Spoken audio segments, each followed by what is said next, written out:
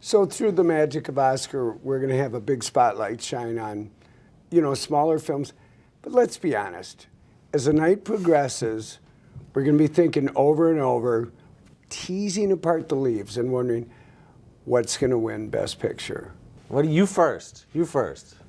You know what? I'm just going to say it. I think American Hustle's going right up the middle. You think it's going to be American Hustle? All right, why? Why? You know what? It's so actory, it's so wild, and so fun. And it's like, what is going to happen next? Probably going to be wrong about that because probably the bigger cinematic accomplishment lies with the other films. But you know what?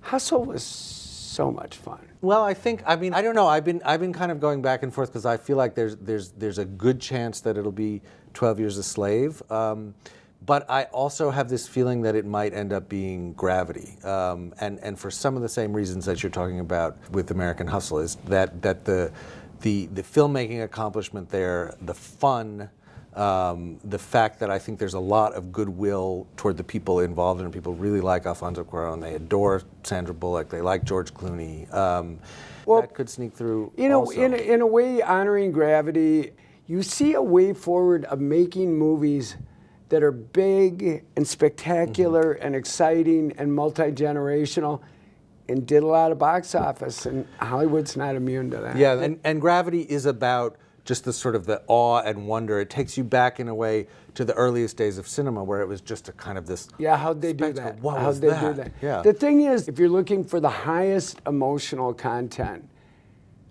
probably 12 Years a Slave, because there you're going to have a moment when you see an accomplished black director up there having taken custody of the slave narrative and rendered it in a way that really can't be denied. And it's in a year when there was a lot of great cinema that carried black themes with the Fruitvale Station, The Butler, and 12 Years a Slave.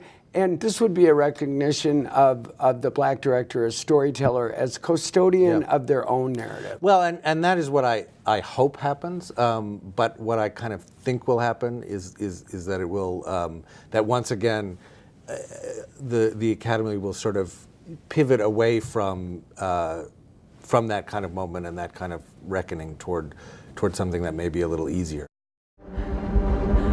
Houston, this is Mission Specialist Ryan Stone. I am off structure and I'm drifting. Do you copy?